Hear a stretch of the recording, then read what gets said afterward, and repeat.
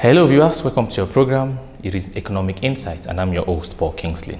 Now, in continuation with the ongoing report we are doing on infrastructure development in Nigeria, today we are taking a topical look at the various challenges affecting infrastructure developments in Nigeria. Now, with us on the program is the Managing Director, CEO of Dutum Company Limited. I'm talking of Ronsonwe Temitokwe. He's going to be giving us his own take on their contribution to the development of our infrastructure, looking at the challenges affecting mainly indigenous players in the industry. Sit back, relax. I'll be back after this time out. Thank you.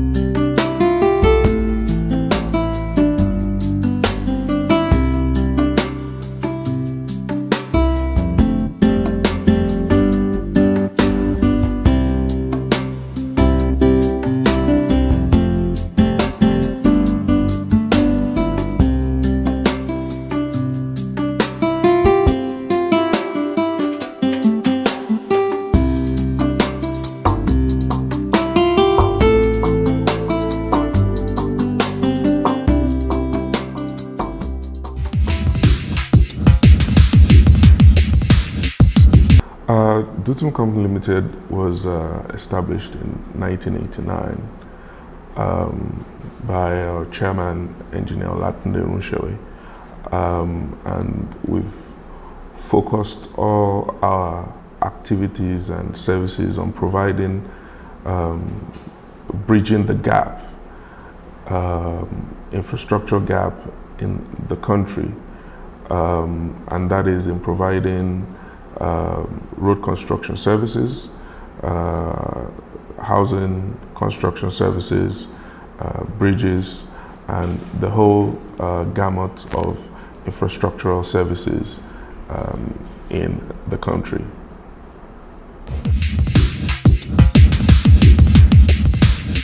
Well, one of the things that we have observed over the years has been the predominance of foreign players in our infrastructure space.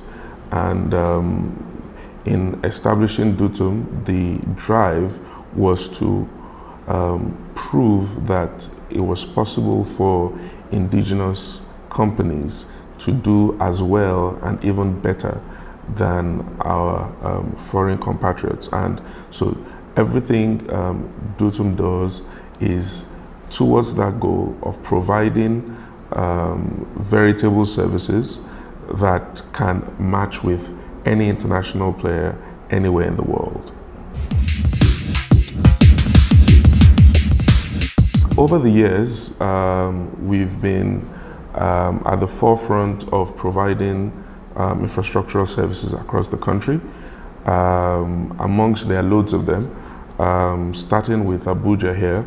Over the past 5 years or thereabout, we have provided bridges across the Federal Capital Territory. If you're familiar with the Federal Capital Territory, you see some of our projects close to Sheraton, some along Mabushi Road, providing alternative means of crossing the road for pedestrians. I mean, if you see a lot of challenges that pedestrians have crossing our major highways in the FCT, Dutum has been one of the companies who have been entrusted with the responsibility of constructing pedestrian bridges, and we've done quite a handful of them in the Federal Capital Territory. Apart from that, we're presently close to completing a 75-kilometer road that transverses between Oyo and Osun State, precisely the Ogbomoso-Osogbo Road.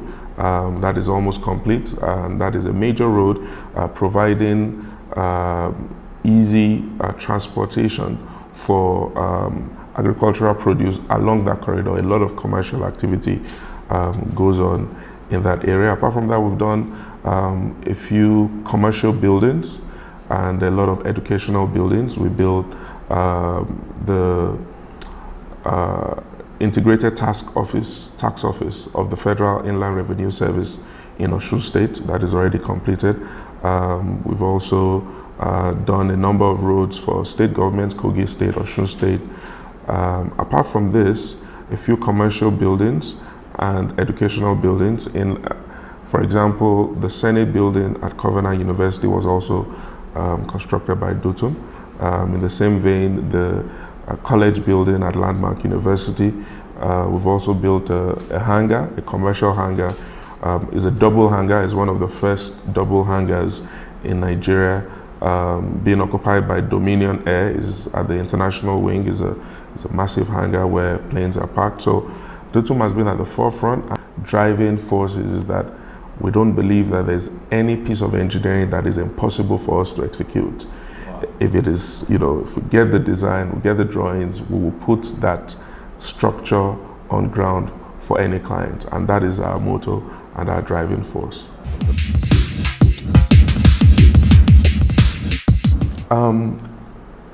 Once you have the institutional and managerial capacity, deployment becomes like plug and play, right? So today, I believe, Dutum has done projects in the billions now, 3, 4, 5. But the same way we delivered on a 5 billion project, with the level of learning that we have done, we can deliver on a 10, 20, 30 billion size project. All that needs to happen is for the government to make a deliberate effort to say, who are the key indigenous players here? Come for a meeting. What are your challenges? How can we push you? How can we make sure that in the next 20 years, we're calling you guys the big players and not still calling the Asians and the Europeans the big player in our market? It has to be deliberate. It has to be deliberate policy, deliberate effort directed towards making that happen. So in terms of capacity, I believe we have the capacity to do what a lot of our foreign compatriots are doing. And if we're given the opportunity to do it, we'll be able to prove that. Now, let me tell you what I feel would help in solving some of the challenges that we have as indigenous companies.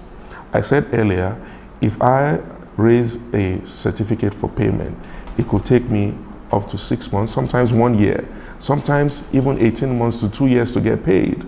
Now, one of the ways to solve that is for the federal government to create a fund called Infrastructure Fund. And I'll tell you how I suggest that will work.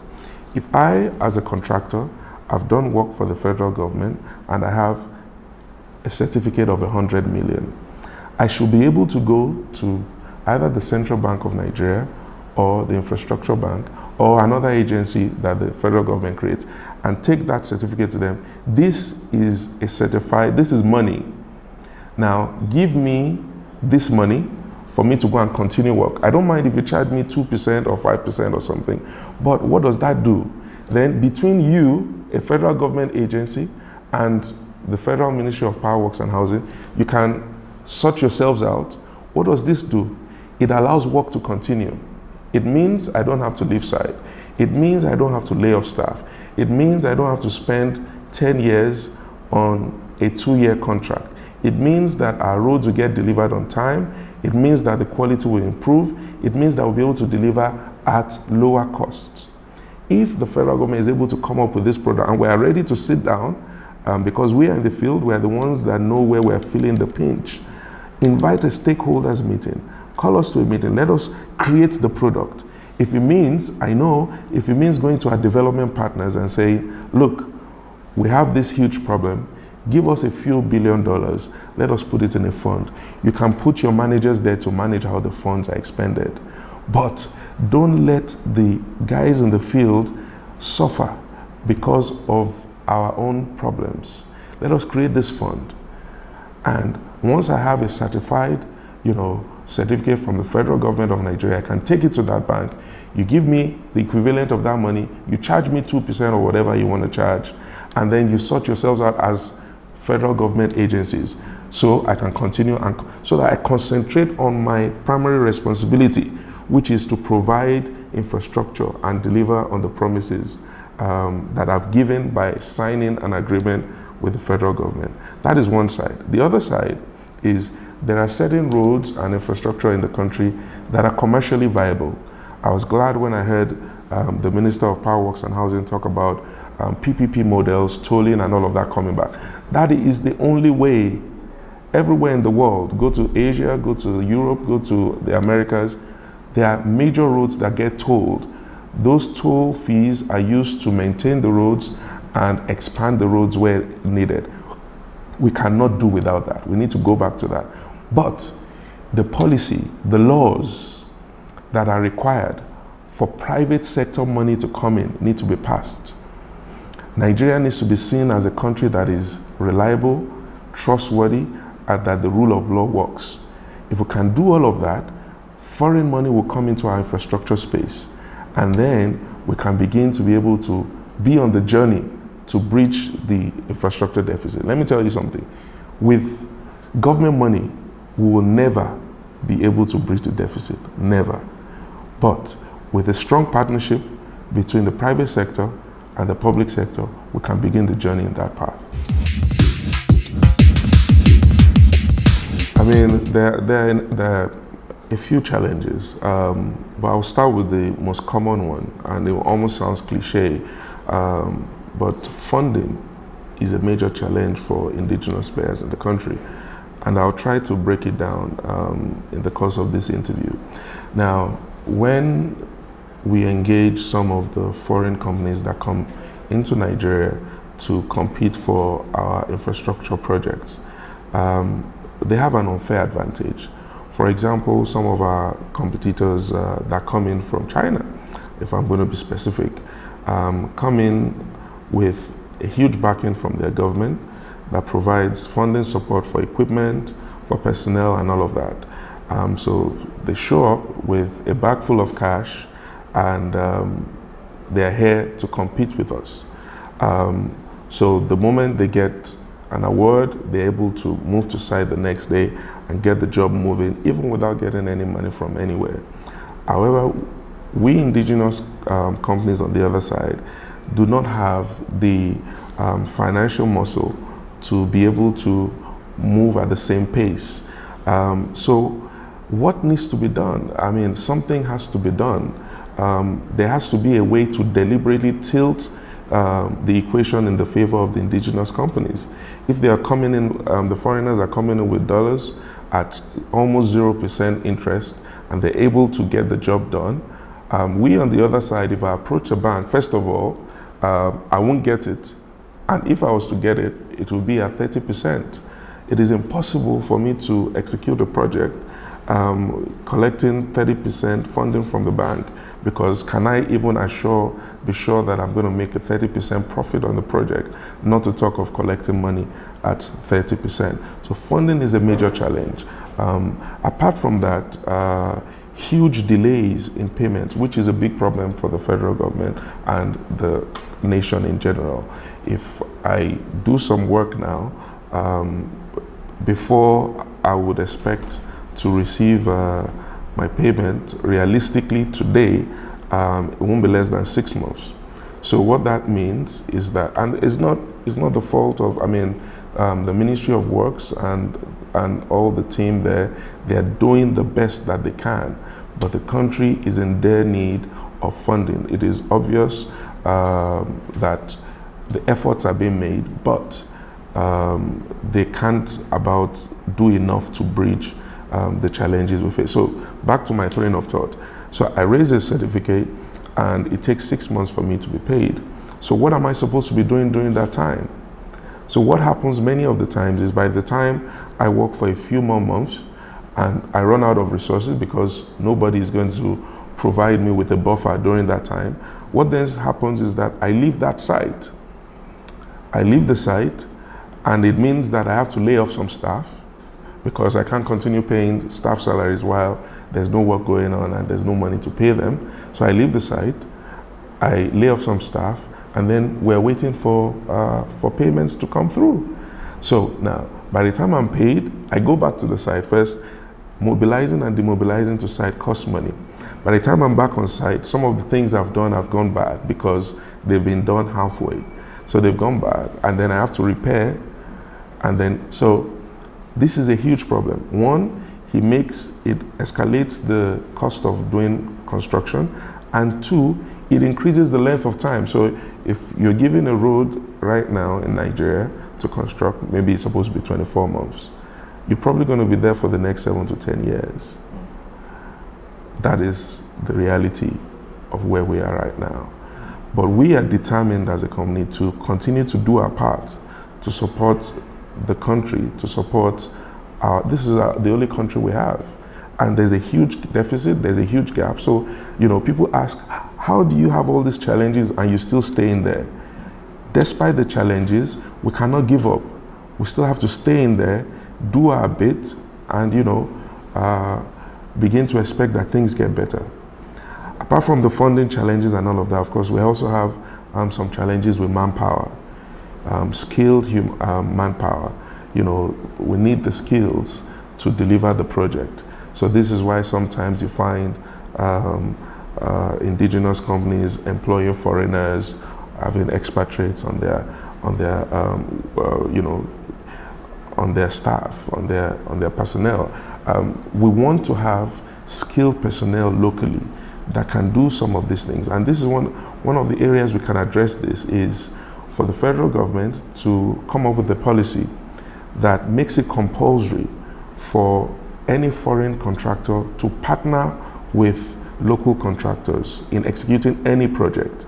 And what will that do? It will create an opportunity to transfer skills to our local workforce, so that when they leave, they don't leave with everything. We would have learned something in the process of executing that project in partnership with the foreign contractor.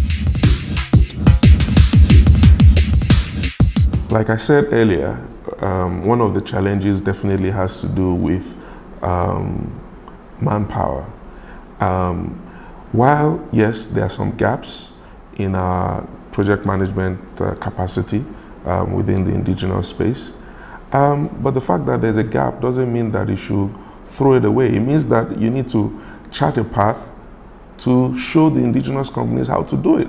And that is why I just suggested my proposal is make it mandatory for the big players, the foreign players, to partner with the local players. And it's not just for the purpose of enjoying the financial benefits, but for the purpose of also transferring the knowledge, the capacity.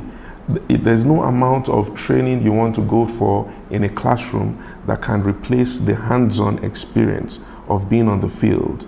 So if the minister, as he has rightfully said, has identified a gap, then we need to find a solution to that gap. And the solution is not to chase us away. The solution is to bring us closer and find a way for us to learn from those who are clearly far ahead of us. And the only way to do that is to make it compulsory for the foreign players, the big players, to put some of the smaller indigenous players on their wings for the purpose of transferring knowledge and exchanging ideas. See, if you have a hole as huge as the Atlantic Ocean, just as an analogy, and you come with a bucket and you pour it into that hole, are you going to feel the impact? That is exactly what is going on. The deficit we have is so huge that the annual provisions being made for infrastructure cannot even begin to scratch the surface. So yes, there have been releases, but the releases cannot get anywhere. The releases cannot even, in my opinion, solve 5% of the challenges we have. That is, even the existing challenges, not to talk of taking on new ones. And what I mean by that is the existing debt profile in the ministries, the federal ministries that are in charge of infrastructure, that is the Ministry of Power, Works and Housing, are so huge that even if you keep on providing what has been provided for the next 10 years, we're never going to be able to fill the gap. So we have to become creative in how we fund infrastructure in the country. And there are a lot of things that come to play in this. I guess in the course of our interview, I'll be able to throw some more light on some of the ideas that I believe need to be implemented to try and solve the challenges.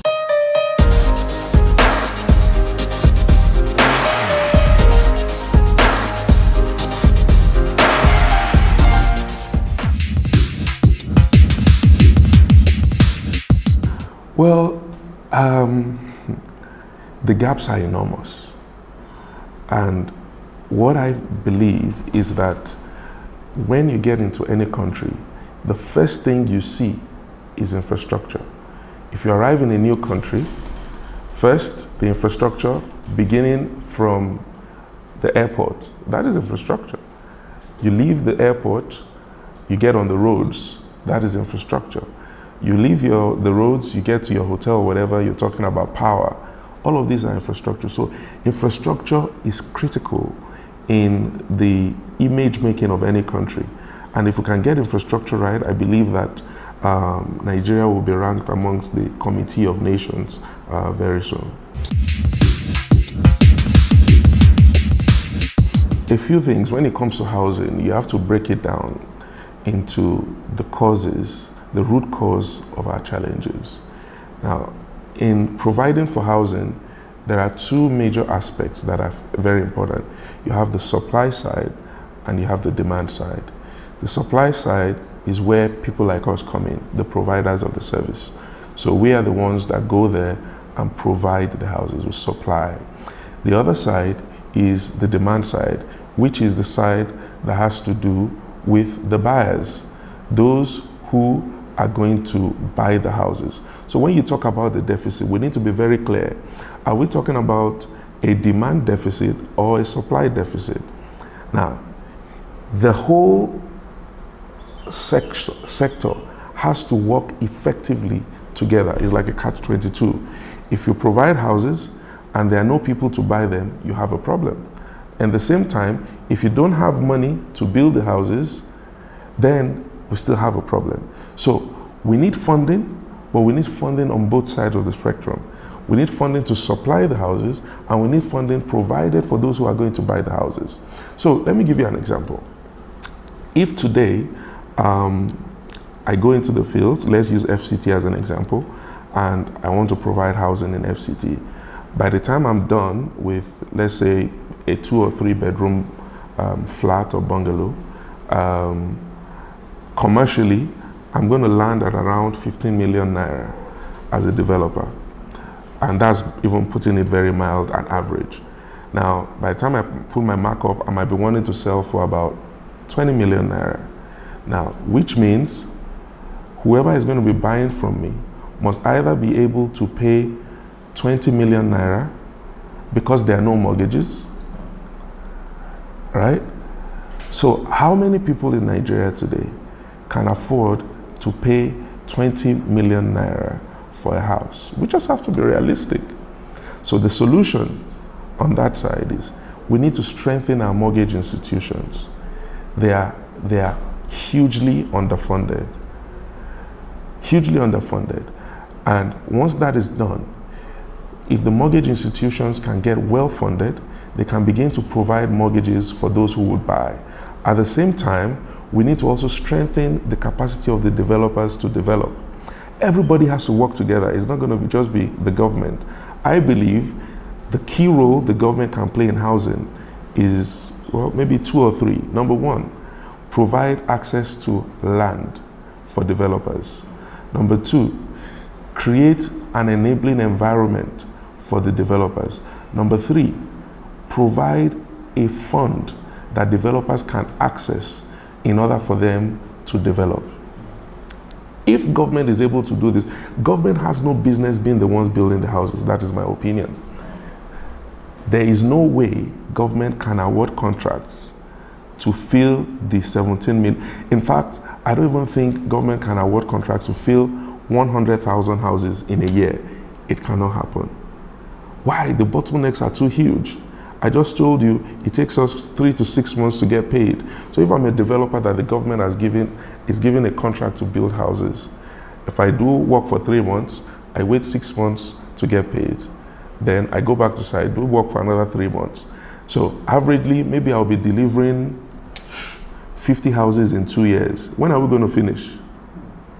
So there has to be a synergy between the government and private players, and funding for serious-minded developers, funding for the demand side, which is for those who are going to buy it. If we can find a good synergy between these two, I believe we can begin to solve the housing problems in Nigeria. Well, my advice to young Nigerians, being myself an entrepreneur, is for young Nigerians to take on entrepreneurship. Now we talk about challenges all the time. Now what is business? Business, in my opinion, is solving people's problems profitably. That is, finding a solution to problems in a profitable manner. So young Nigerians, sit down. It is tough, we agree, but you need to elevate yourself above the toughness, above the hardship, and think, observe. Every problem needs a solution. And if you find a solution to people's problems, people will pay you for it. So sit down, look at all the problems you complain about, and begin to try to find meaningful solutions to solving them. I know it is easier said than done, but we have to start the journey. So sit down, think, observe, read, study. This is big. This is a big problem. We have a situation where all of the reading young Nigerians are doing now is on Facebook, is on Instagram. Nobody's reading anymore. The internet is huge. It provides you with unlimited free resources. You won't believe how much resources are on it. Anything you want to learn, you can learn it for free. There's a young man who I met recently, and in the course of conversation, he works with a friend of mine as a programmer. And in the course of conversation, I said, "Young man, you're very good at this. What did you study?" He said, "I studied political science." I said, "Wow, that's interesting. A political scientist who is now a programmer. How?" He said, "Everything I know, I learned on YouTube. While everybody was sitting down complaining, there's no job, there's no this, there's no that, the little money I had, I used it to buy data. And I learned how to program on YouTube." Now this young man is employed, and he also has little side businesses he's doing as a programmer. That is what our young guys need to do. This time you're spending on Facebook, on this, on that, sit down, the same YouTube you're on, learn new skills, develop yourself, and have something that you can use in exchange for value. That is the only way out. And that is actually the only way out for the country as a whole, so that you begin to contribute your part. Stop waiting for government. Government is not able to solve, we are too plenty for government to solve our problems. So imagine if government was to give everybody in Nigeria one naira, we're 170 million. What would 1 naira do? That's 170 million naira. It's a long journey. Take responsibility for your life, take responsibility for your destiny. I'm not saying it easy, but we have to start the journey somewhere. All right, well, like you introduced me earlier, my name is Temitope Roshewe, the Managing Director of Dutum Company Limited, and a few other businesses, but Dutum being the purpose for this interview. I've been on the journey of entrepreneurship for a long time, always looking for opportunities to add value to the society in a profitable manner. That is all that this is about. And listen to this, we are determined that as long as God gives us the grace and the opportunity arises, we are going to give the foreign construction companies and infrastructure providers a run for their money. In the next 20 years, when you're going to be mentioning the huge infrastructure providers in the country, take note of that name Dutum, because it's going to be ranking up there.